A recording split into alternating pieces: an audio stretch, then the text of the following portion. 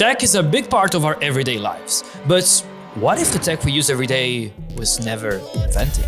What if social media didn't exist? What if smartphones were never invented? Or what if the open internet we know never became a thing and the other internet actually won? How would your life look like? And most importantly, would it actually be better? Because while the first thing that comes to mind is that, of course, we would spend our days blissfully looking at nature, it's a bit more complicated than that. So let's split our timeline and look inside the alternative timelines without the tech we use every day. Starting here. This is a video of a teenage Mark Zuckerberg getting accepted into Harvard, where he goes on to found Facebook. Except this never happens. And in this alternative timeline, social media as we know it never exists. Now, Facebook didn't invent social media. They invented the idea that everyone is on the same global platform where you also get obnoxious ads. And even before Facebook, there were a lot of social media websites like Friendster, MySpace, Dig, and this is a full list of dead social media sites. Social media platforms grow by the law of network effects, so they need a critical mass of users to skyrocket their growth like Facebook did.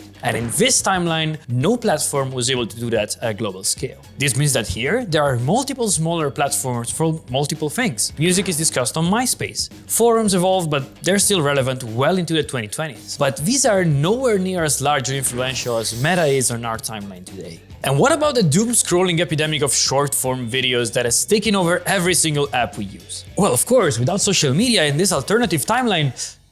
Oh, people are still scrolling on their phone for 2 hours a day? Well, if you look closer, what we do when we doom scroll on our phone is not social media.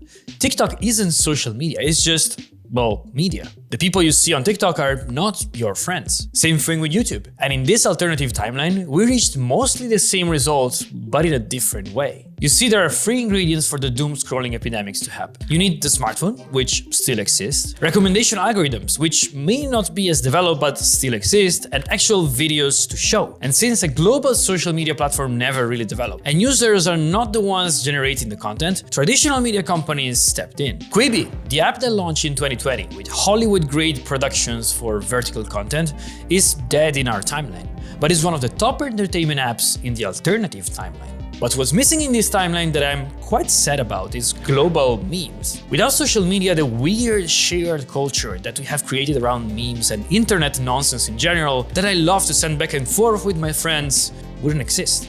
Another weird thing in this timeline is that chewing gum is thriving. In the 10 years since the iPhone launched, chewing gum sales have been down 15%. And one of the main reasons is that chewing gum is sold mainly while you wait in a queue at the store. But if you're checking Instagram on your phone, it becomes completely invisible. Geopolitics in this timeline are also different. The movement bringing to the Arab Spring in 2010 started on social media. And here, it never happened. When a government wants to control the population, the first thing it does is censoring social media and the ability for people to communicate and organize online. So in a world without social media, it would be harder to organize against the regime, protest and bring political movements together. But let's go further back. Because if you think this timeline is weird, the next one kicks things up a notch. It's 1997. Apple is on the brink of collapse with no money in the bank. And none other than Bill Gates invests $150 million in Apple to save it from bankruptcy. Except this never happens. In this alternative timeline, Apple never makes it to 2001, so they never release the iPod. And without the iPod, they don't get into mobile devices. The iPhone never gets built, and with it, smartphones as we know them today never become a thing. Now, smartphones still existed before the iPhone, but they were mostly a business tool for boring people in suits. In this alternative timeline, smartphones still exist and evolve, but they're just not a big deal. Think about vacuum cleaners, probably the most boring set of products imaginable. Yet when Dyson comes in with their vacuum, it suddenly makes the entire category a thing that matters. And the first iPhone was to phones what Dyson is to vacuum cleaners. Even Android originally was built to work on BlackBerry-style phones with keyboards, and only after the iPhone it was transformed into the touchscreen OS that we know today. In this alternative timeline, the App Store also doesn't exist. Nokia or Windows Phone or BlackBerry all create their own stores. But with clunky devices and so many different platforms you could build on, the concept of a cool mobile app that you can download regardless of your device never becomes a thing. And this is what makes the biggest difference in this time. No explosion of mobile apps means no mobile gaming, which today is a $90 billion industry. Mobile games exist, but they never become the social phenomenon we see today. This also means no Shazam, but also no music streaming. Spotify started as a desktop app, but it really became the Spotify we know today only when mobile was launched. And with no easy way to build a usable app that works on all phones, Spotify remains a niche service, and piracy is still the main way people consume music. Mapping applications remains something that you use mostly on your computer. Maybe you push the directions to your phone, but that's it. So good luck getting around a foreign city on your next trip. The actual phones in this timeline are also very different. Phones eventually become smarter, yes, but because cool, interactive, and power-hungry apps never become a thing, there's no reason to have a quad-core processor, 60 gigabytes of RAM, just to read emails on your phone. But the good thing here is that at least there's much more variety. Nokia is still the #1 phone manufacturer in the world, and since the industry never settled for one form factor of how a phone should be like, new and innovative designs are released every single year. Also, data is wildly more expensive. Since there is less of a need for 100 gigabytes every single month, carriers never pushed aggressively on better infrastructure and lower prices, so in 2024 we just barely have 4G speeds at 3 times the price of our timeline.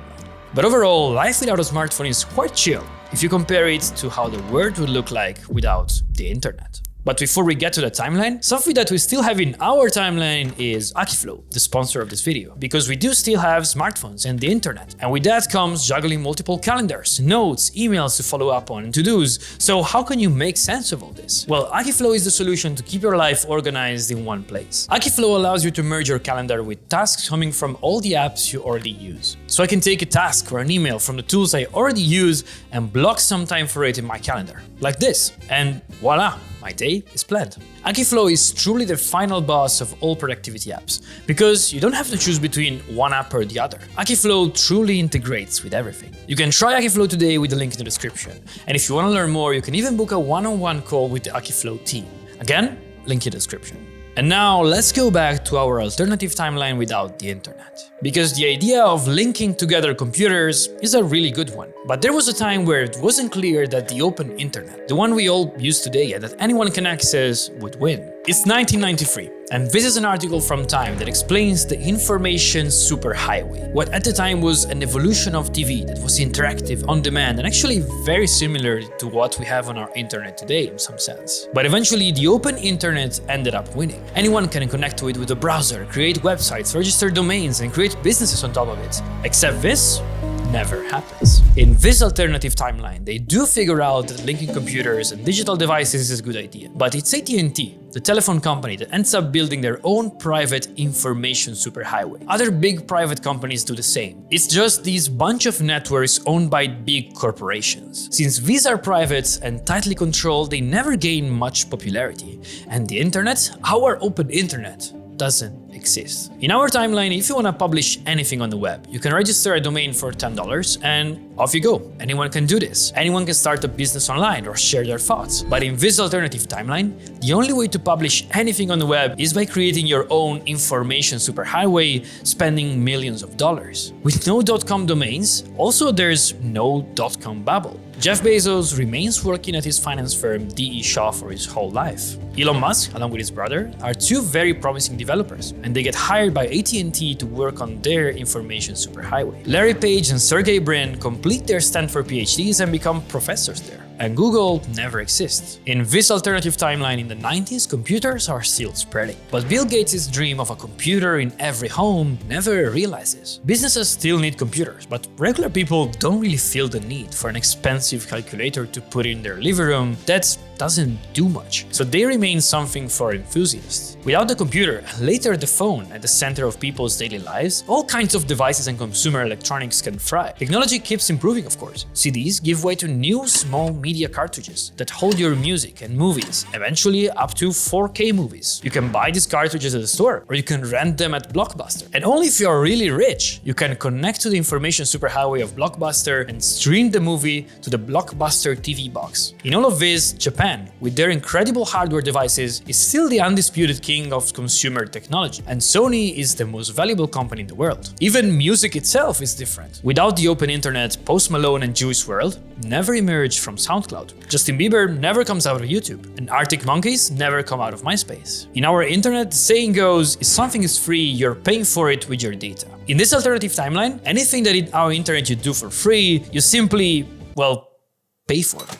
There's still email and even video calls, but because they are managed by the few private companies that are able to set up these networks, an email costs $1 to send. Well, at least this way we got rid of spam, I guess. A video call with someone is $1 a minute, but it quickly gets to $4 if they are on another continent. Quick communication is a luxury that only large corporations and wealthy people are able to access. And a few lucky multimillionaires have set up a complex workstation in their vacation homes to be the first few hundred people in the world that can experience something wild, working remotely. All the things that you learn for free on YouTube, all the skills, the 10-hour free coding tutorials, the incredible videos by Italian tech YouTubers, all the Wikipedia articles in the alternative timeline, all of this doesn't exist. Libraries are a thing of the past and information is digital, but it's curated by established encyclopedias and authors. And you guessed it, you have to pay for it. Without the ability to book online, compare prices and see reviews, traveling is much worse, much more expensive and less accessible. And if you manage to actually go to that trip to Seoul, well, good luck navigating the subway on your own, without a map on your phone and without any sort of quick translation. Wow, man. Our timeline sounds great. I don't know, we have echo chambers and political extremism. I spend hours of my day doom scrolling on my phone while I'm constantly being monetized in every possible way. And don't even get me started on privacy. It's a night, but come on, this thing that you showed me, this is crazy. You can access everything mankind has ever created at any time, and you can navigate to any part of the world, translate anything on the spot. And I mean, this YouTube thing where you can learn anything for free, this is crazy. It means that a kid in a developing country with a cheap device can now learn the same things that are taught at Harvard or MIT. Yeah, I guess. I just have one question. Who's Andrew Tate? The point of this video is not what happens exactly in all these alternative timelines, but it's a way to see our timeline and our technology in a different way. And also behind our tech, the one in our timeline, there's so many incredible stories that made it possible that most people don't even know about. For example, how Luke Skywalker actually invented Photoshop. Well, you can learn all about these stories in this video right here. I'm Enrico, and I'll see you in the next one.